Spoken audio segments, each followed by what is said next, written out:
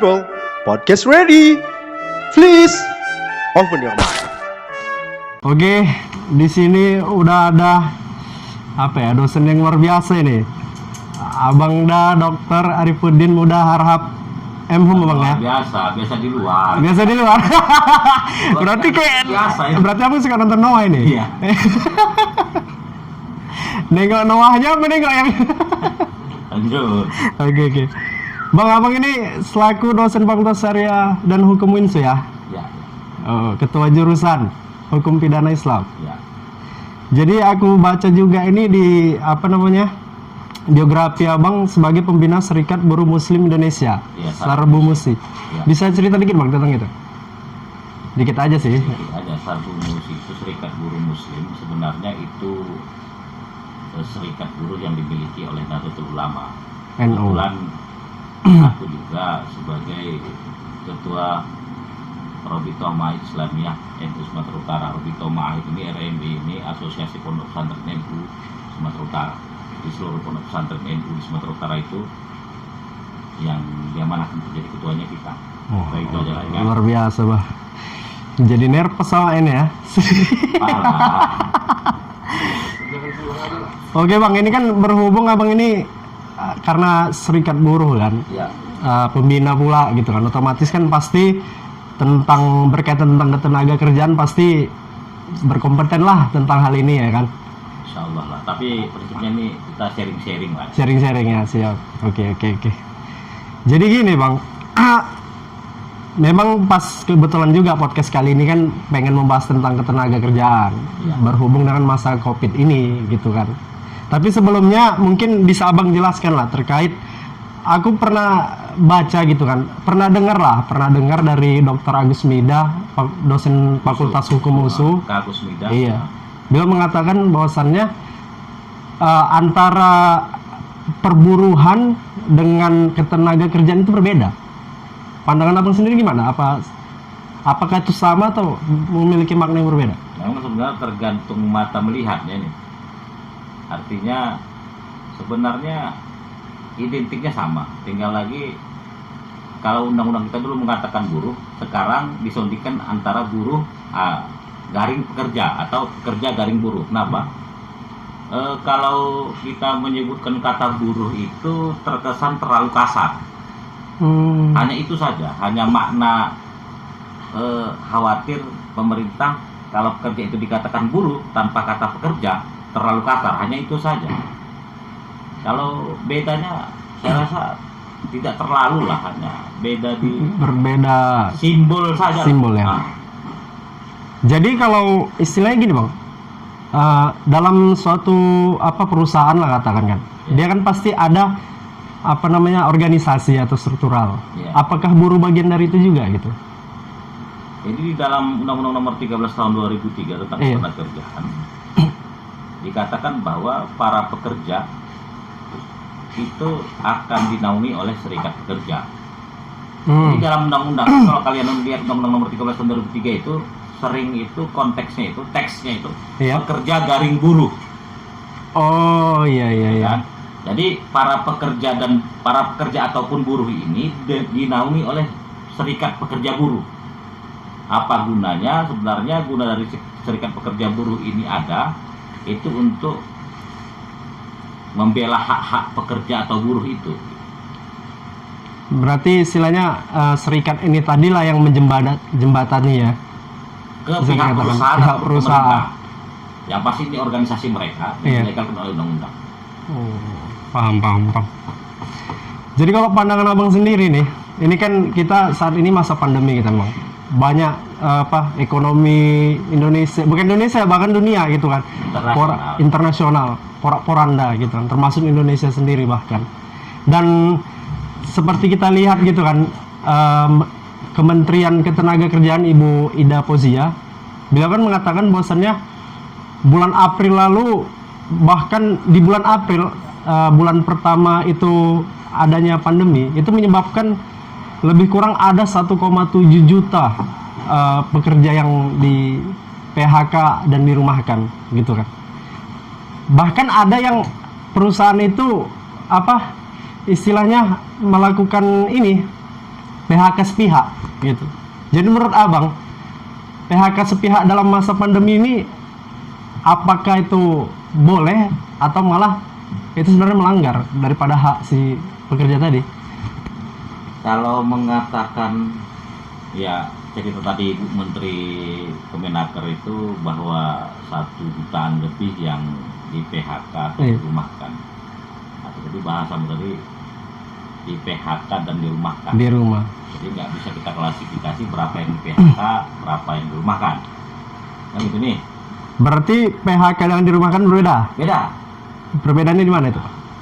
Kalau PHK ini di pasal 1 Undang-Undang Nomor 13 Tahun 2003, PHK ini adalah pemutus hubungan kerja ya, yang mengakibatkan akhirnya putusnya hubungan kerja. Jadi kewajiban si perusahaan harus memberi pesangon kepada pekerja yang di PHK. Itu ketika di PHK? Ketika definisi PHK. Dirumahkan, nah ini menjadi masalah nih. Iya, dalam dirumahkan. proses COVID hari ini para perusahaan, pihak perusahaan itu banyak mengatakan bukan mem-PHK, tapi merumahkan pekerjanya. Itu menjadi alibi atau memang kondisinya benar-benar dirumahkan? Kalau kita bicara alibi, saya nggak paham juga ya. Tapi yang pasti dalam undang-undang dikatakan orang yang pekerja yang dirumahkan itu maknanya dalam undang-undang si pekerja kerja di rumah. Kerja di rumah, berarti aktivitasnya itu di rumah. Kerja di rumah, Iya. ataupun kalau dia dirumahkan oleh perusahaan, perusahaan punya kewajiban untuk memberikan mereka gaji setiap bulannya. Tiap bulan. Pertanyaannya Iya. yang muncul, apakah perusahaan yang merumahkan para pekerjanya tetap membayar kewajibannya sebagai perusahaan kepada pekerja untuk membayar upah? Paham ya? Paham. Berarti istilahnya mau nggak ada beda sih, cuman aktivitasnya aja lah ya yang di rumah. Ya, gimana ya? Undang-Undang pasal 93 itu mengatakan begitulah intinya. Bahwa perusahaan yang merumahkan pekerjanya harus membayar upah pekerjanya setiap bulannya sesuai dengan yang diterima sebelumnya. Ya, tanpa ada potongan gaji atau apa? Tidak ada. Tidak ada ya. Bahkan di pasal 186 Undang-Undang Nomor 13 Tahun 2003, kalau saya tidak silap, dikatakan bahwa apabila pasal 98 ini tidak dilaksanakan oleh perusahaan, oleh pengusaha, maka pihak perusahaan itu bisa dikenakan denda 10 juta paling minimal dan maksimal 400 juta, dan bahkan bisa mendapatkan kurungan 1 bulan ataupun penjara paling maksimal 4 tahun. Permasalahannya hari ini pemerintah memperhatikan ini enggak? Iya, benar. Harusnya kan pemerintah sebagai pengawas itu kan melihat atau mendapatkan data perusahaan A itu merumahkan pekerjanya dari mulai bulan April. Iya. Ini udah bulan Juli, April, Mei, Juni, 3 bulan. Coba cek perusahaan yang merumahkan para pekerjanya itu berapa perusahaan, dan apakah perusahaan yang merumahkan para pekerjanya itu membayarkan hak pekerjanya enggak sesuai dengan pasal 98 tadi. Oh, jadi gini Bang, ini menarik ini. Iya. Jadi kan tadi Abang ada membahas tentang data gitu kan. Bukan pasal 98, pasal 93. Pasal 93 terkait tadi ya. Jadi kan Abang tadi ada membahas tentang data kan. Data berapa gitu yang di PHK. Iya. Malah kemarin saya sedikit membaca lah gitu kan di berita-berita web bahwasannya terkait data ini antara Kemenaker dengan Kadin, Kamar Dagang Kamar Dagang Indonesia, ya. Itu bahwasannya data antara Kemenaker dengan mereka itu nggak sinkron. Jadi begini, yang saya baca dari Kemenaker sendiri antara karyawan pekerja yang dirumahkan dengan yang di PHK itu sekitar 1,7 juta. Aku merokok ya? Nggak apa-apa Bang, lanjut. 1,7 juta gitu kan. Dan ada yang masih mau diproses sekitar 1,3 juta. Berarti seandainya kalau kemungkinan yang 1,3 juta itu diproses, bahkan ada 3 juta ini yang mau di PHK. Tapi Kadin sendiri data mereka malah sampai 6 juta. Itu gimana kok bisa ada perbedaan data gitu? Jelas beda dong. Disnaker, Kemenaker itu menggunakan petugas mereka, sedang Kadin menggunakan pasukan mereka di kabupaten kota. Pasukan Kalau- dalam artian?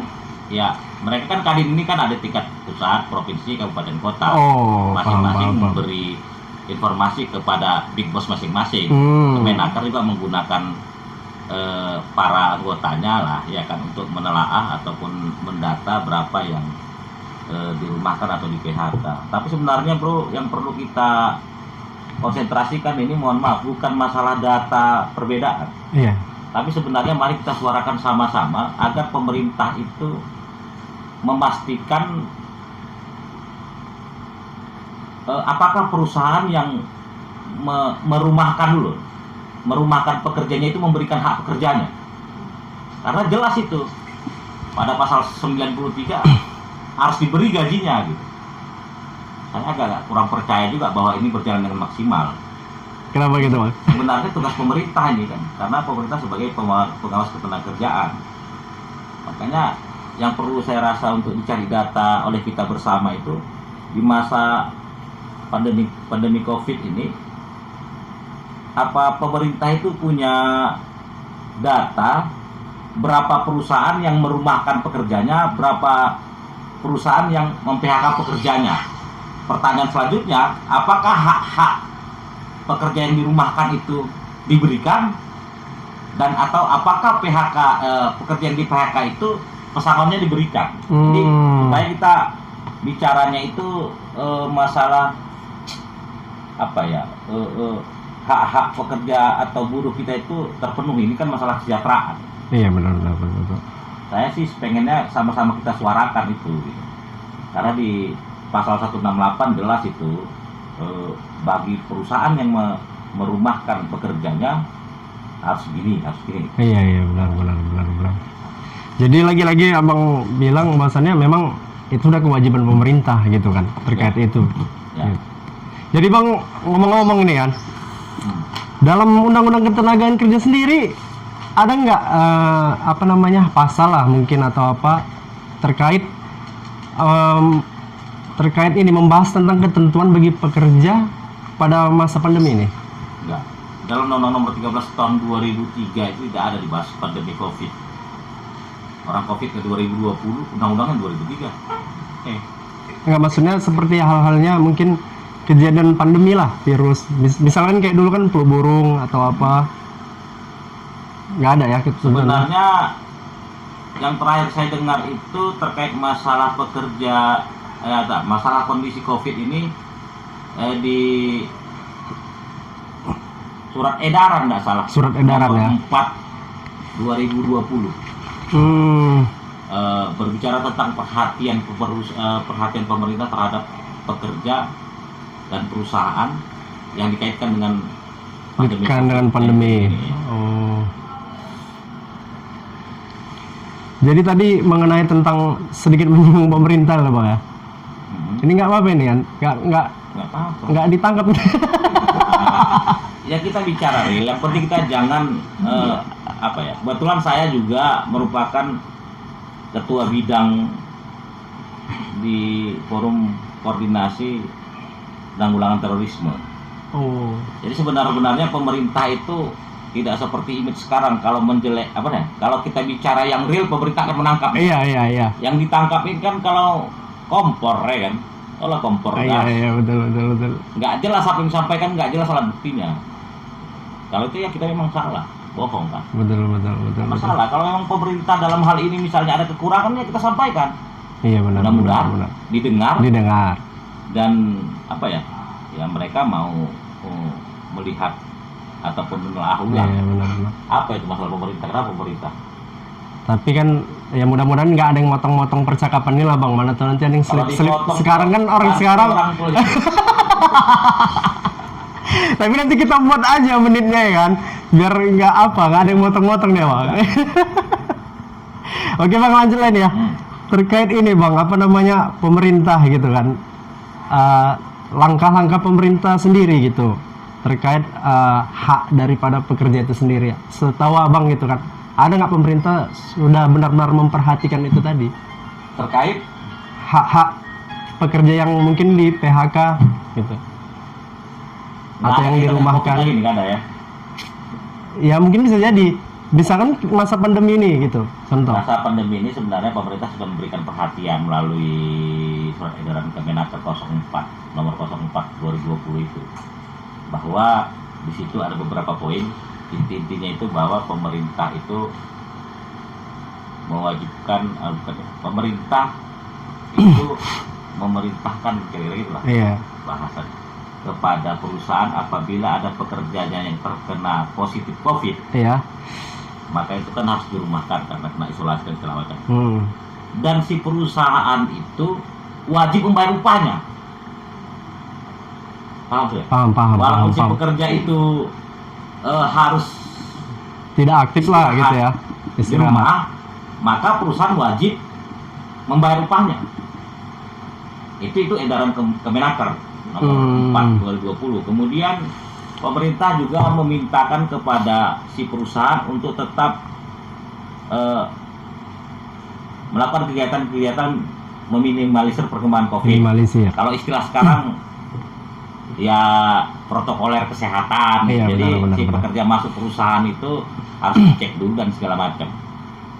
Lagi-lagi sebenarnya kalau kita menyalahkan pemerintah, saya agak berat menyalahkan pemerintah. Kenapa? Pemerintah sudah membuat aturan-aturan yang ada. Aturan, benar. Cuman oknum-oknum ini yang tidak menjalankan itu.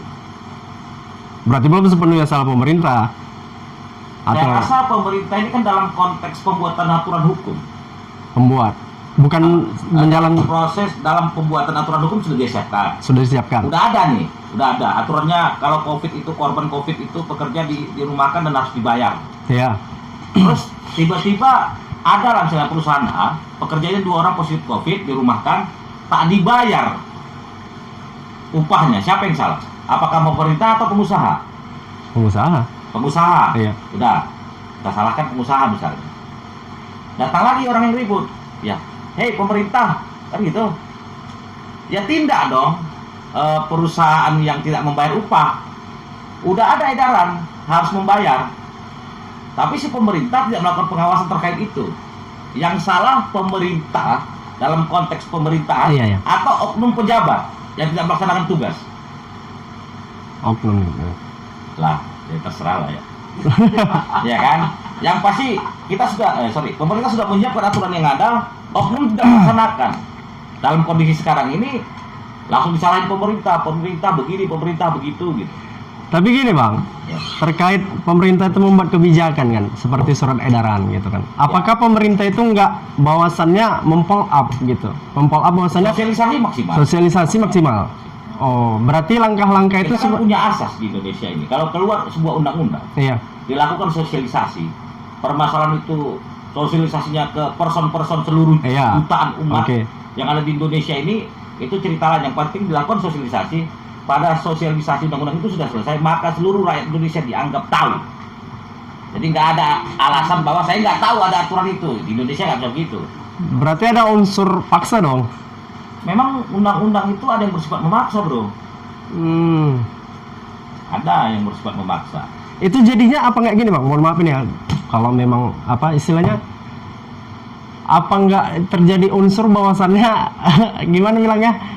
Kayaknya masyarakat ini benar-benar terpaksa harus tahu. Soalnya lagi nih masyarakat yang bodoh harus dipaksa pintar jadinya. Memang harus dipaksa. Jangan biarkan masyarakat terus bodoh. Biar kita paksa mereka pintar. Tapi kan Bang, iya kita nggak nyepelekan masyarakat Indonesia, tapi kita tahu sendiri. Asas hukum kita mengatakan bahwa setelah undang-undang diterbitkan, lakukan sosialisasi oleh DPR, dan segala macam, maka tidak ada lagi alasan masyarakat tidak tahu hukum. Tidak ada alasan ditangkap polisi, ya kan? Karena tutup pentil nggak ada. Saya nggak tahu aturannya Pak bahwa tutup pentil, kira-kira gitu. Kenapa? Karena kita mengatakan negara kita mengatakan masyarakat itu sudah dianggap tahu. Ya kalau Anda mengatakan bahwa itu adalah memaksa untuk pintar, positif tuh.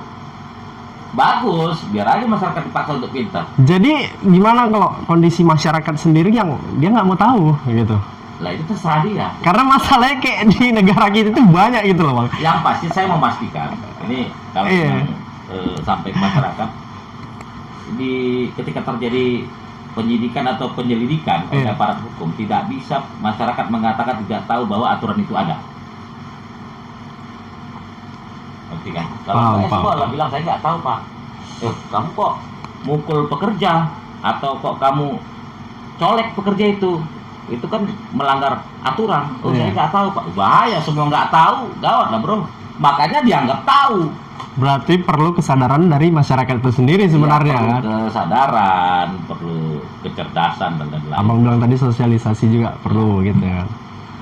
Jadi kalau terkait kembali ke edaran nomor 4 2020 itu, saya yakin dan percaya seluruh perusahaan tahu bahwa ketika mereka merumahkan pekerjanya yang terkena COVID-19, Iya. mereka wajib bayar upahnya. Apalagi gitu. Jadi kadang banyak juga ini bang, apa masyarakat ini kan nanti dikit-dikit nyalain pemerintah gitu, dikit pemerintah yang salah. Ini berkaitan dengan ini tadi lah, abang bilang yang masyarakat sendiri aja nggak mau tahu tapi ujung-ujungnya kadang bingung ya kan. Apa bingungnya? Ya sikit-sikit Pak Jokowi salah. iya iya iya. Pak Jokowi salah gitu lah kan. Ya kan? Jadi harusnya kayak mana itu bang? Hah? Harusnya Enggak, ini kan ada yang apa ya? Ada sedikit yang salah dalam image kita. Banyak masyarakat ini.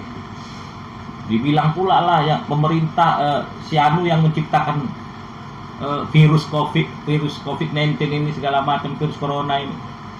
Orang internasional kok kena. Seluruh negara itu kena. Toh disalahin juga pemerintah Indonesia itu kan lawak-lawak. Kalau yang gitu-gitu nggak usah kita bahas lah itu. iya, iya. Terkait konspirasi gitu ya, itu Iya, kan? sulit dibuktikan ya. Marah Iya. marah ketika diajukan oleh pemerintah untuk tidak sholat jamaah, sholat di rumah. Iya iya iya. Ya, ini maaf nih, ya, Hmm, kita iya, nggak iya, bisa. iya, oke, oke. Memang berjenggot. Ini sunnahnya aja. Jadi marah ketika disuruh masjid itu dikosongkan, tidak tarawih, tidak jumatan jamaah dan lain-lain. NU disalahin segala macam. Udah. Sekarang new normal. Ya, ini normal. Tanggal 1 Juli dibolehkan untuk mengisi masjid. Sedikit juga yang ke masjid, bro. Nyalahin pemerintah cepat. Pemerintah tidak berpihak kepada umat Islam. Ya kan? Ketika disuruh, ya udah, ente boleh sholat sekarang. Iya. Kita sudah new normal. Gak ada juga yang ke masjid, mama. Sedikit juga, ya kan? Kadang subuh Dari itu. situ kita telah dengan akal sehat aja lah. Ya. Betul juga bang. Istilahnya kayak gini kan. Pantang celah, gas. Pantang celah, gas. Tapi nggak jelas. Kadang subuh pun satu jam nggak nyampe bang. Nah, itu. Tapi kalau pas dilarang ke masjid, perasaan semua kita nih mau ke masjid. Iya iya betul. Coba betul. tengok sekarang. Kalau ente masih, ente kan ke masjid juga kadang-kadang ya kan. Insya Allah. Coba bedain, ya. Sebelum ada pelarangan ke masjid, berapa saf subuh? Satu saf misalnya, Iya. dilarang, ribut semua. Pemerintah tidak berpihak pada umat Islam dan lain-lain, ya kan? Setelah dibolehkan masuk masjid, saf yang dulu sebelum COVID dilarang dengan yang sekarang setelah dibebaskan, malah kadang berkurang. Tapi seakan-akan ini semua umat Islam mau ke masjid semua gitu. Ini ada apa gitu? Itu politik nggak usah kita bahas ya. Bisa arahnya ke politik banget. Nanti oyong nanti nggak sampai target itu. Oke, istilahnya oke lah nggak usah bahas politik. Tapi mungkin aku pribadi mau memposisikan diriku sebagai masyarakat nih. Ya. Apakah bisa dikatakan bahwasannya masyarakat ini taunya nyerang? Ya gini ya kan. Berarti udah kok ada enggak. Enggak maksudnya gini. Seolah-olah masyarakat itu gini oyong awak. enggak udah lewat bang tahunnya. Ya. Tahunnya udah lewat. Ya, I know lah. Iya. Oke. Ini masih pembahasan lagi bang. Nah, Misalkan gini, apakah bisa dikatakan sebenarnya masyarakat Indonesia ini taunya nyerang, tapi nggak bisa introspeksi diri? gimana? Ya sebenarnya sih. Aku ngutip dari pernyataan abang tadi, aku menanggapinya gitu. Kalau aku melihat ya masyarakat juga memang mungkin karena kondisi ekonomi. Iya. Kalau sudah lapar nih kan apapun jadi kan. Itu aja. Ya memang kalau bisa masyarakat ini dimotivasi pendidikan ya. Jadi Pendidikan ya. provokasi. Ada tim-tim yang mungkin sengaja melakukan gerakan-gerakan mengecilkan pemerintah dan lain-lain ya. Tapi memang ya nggak bisa kita pungkiri bahwa ada sih masyarakat ini yang mudah terprovokasi ya. Pasti kan Sengaja dibuat provokasi itu berarti. sengaja. Tapi kan kita sama-sama mengcover itu. Iya, benar. Jadi ini Bang, terkait kebijakan pemerintah itu tadi lah, seperti surat edaran. Mau rokok Nggak apa-apa ini. nggak apa-apa lah. Jadi gini Bang, langkah-langkah dari pemerintah itu sendiri gitu kan, sudah efektif nggak menurut Abang terkait ini? Terkait kebijakan mereka di masa pandemi ini, khususnya kepada ketenaga kerjaan. Efektif Iya. atau tidak Iya. relatif tuh. Relatif, misal? Udah aku bilang tadi, sebenarnya di Indonesia ini kalau seluruh aturan dijalankan aman ini semua ini. Ya apa yang tidak dilindungi? Pemerintah mengeluarkan edaran-edaran, aturan-aturan yang sebenarnya meminimalisir COVID. Ya kalau pekerjaannya dirumahkan harus dibayar upahnya, apalagi yang salah dengan itu? Apalagi yang kurang maksimal pembelaan pemerintah. Tapi itu kadang-kadang oknum ini yang jadi masalah. Makanya sebenarnya psikologi tentang jawab oknum pemerintah ini harus juga dicuci lah, pakai rinso kayak atau aja kan. Jadi Nggak ada yang lebih. jadi pejabat itu merasakan bahwa kalau dia jadi masyarakat jelata itu gimana gitu. Saya rasa kalau aturan-aturan sudah cukup kita di Indonesia ini. Cuman aplikasi oleh oknum, oleh pejabatnya ini, kesadaran pejabat untuk melaksanakan aturan yang ada ini yang kita rumit. Entah apa masalahnya, itu nanti psikologi hukum lah cara itu ya. Berarti dalam menerapkan itu seharusnya oknum itu ada rasa empati Bang, yang merasakan juga apa yang dirasakan dari masyarakat jelata tadi ya, bukan sebatas aturan aja gitu ya. Macam inilah, cobalah di masa COVID saya dengar bantuan sembako langsung itu yang dulunya 150 menjadi 200.000 sembako per bulan dibagi oleh pemerintah. Pertanyaannya, maksimal nggak pembagian ini? Saya dapat informasi hampir 100.000 di Kota Medan penerima sembako 100.000. Kemensos. Sampai enggak gitu. Yang Abang lihat? Ya tetanggaku dapat, ada juga yang nggak dapat. Ada juga yang nggak dapat. Berarti itu oknum. Ya aku gitu, maksudnya ya kalau bisa pejabat negara ini cepat sadar lah gitu, laksanakan SOP mereka, kerjakan maksimal sesuai dengan aturan yang ada gitu. Biasa kok kayak gituan Bang, nanti masyarakat tuh ngomong tuh, Jokowi ini nggak jelas ini, itu kan, apa namanya, sembako nggak merata, kayak dipilih-pilih, ujung-ujungnya ke Jokowi, padahal yang kayak Abang bilang tadi. Udah dianggarkan. Iya. Tapi ya Pak Jokowi ya sabar-sabar aja. Berarti itulah memang sakitnya jadi pemerintah ini Bang. Nah itu bagian dari beban moral pribadi dia. Iya benar. Kalau aku bilang Pak Jokowi bagus atau enggak, ya kadang-kadang kita bilang bagus, masyarakat bilang enggak. Tapi nanti kalau dikejar masalahnya apa Bu? Masalahnya apa Pak? Iya benar. Loh, tapi udah ada ini, bingung nih masyarakat. Benar. Kembali ke introspeksi diri masyarakat itu sebenarnya. Enggak. Dan kesadaran pemerintah apalah, oknum lah ya kan. Jangan dikit-dikit menyalahkan Jokowi ya kan. Kalau reformasi kebablasan ini begini. Iya benar. Bang, ini sedikit kembali ke pembahasan inilah terkait apa namanya pekerja yang di PHK-kan dan dirumahkan gitu kan.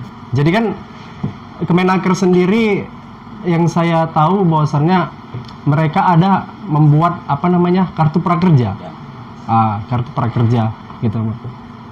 Jadi yang saya tanyakan, kan ada gini, kartu prakerja itu lebih kepada apa namanya pekerja yang dirumahkan yang di PHK-kan. Gimana? Kartu prakerja ini kan sebenarnya lebih diperuntukkan lah kepada pekerja yang di PHK kan dan dirumahkan. Ada aturan itu gitu. Yang saya baca di detik.com. Nah, gitu. Jadi menurut Abang ini, sejauh ini kartu prakerja itu apakah pengaplikasiannya itu sudah baikkah atau belum? Saya Gitu? baru baca kemarin di Kompas, berita Kompas bahwa Kemenaker sudah menggulirkan 1,14 juta pemegang kartu prakerja. Iya. Satu kartu prakerja itu sekitar 3.500.000 dapat. Di dalamnya itu banyak aplikasi mau kegiatan kerja ini, kerja itu, dan segala macam. Itu sudah disiapin, ya kan? Kemudian saya tengok persyaratan untuk masuk ke dalam itu adalah orang yang umur minimal 18 tahun. 18 tahun. Kemudian warga negara Indonesia, kemudian juga tidak mengikuti kegiatan formal. Ya kan? Apakah itu sudah maksimal? Nanti kalau bilang sudah maksimal, masih banyak yang belum dapat. Kan gitu. Iya. Tapi kan ini tahapannya terus berjalan. Kalau tidak salah ini sudah tahap ketiga. Di April kemarin sudah 1,14 juta yang mendapatkan kartu prakerja itu. Kartu prakerja, benar. Jadi, dan ada tahap keempat dan tahap selanjutnya. Berproses lah sebenarnya. Berproses. Saya rasa dengan dari awal 2020 masih berjalan beberapa bulan ini bisa maksimal juga 1,14 juta bro yang dapat.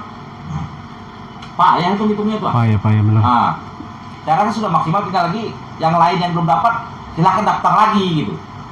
Ini kan sudah tahap ketiga. Iya. Mau masuk tahap keempat, mungkin ada tahapan-tahapan lain.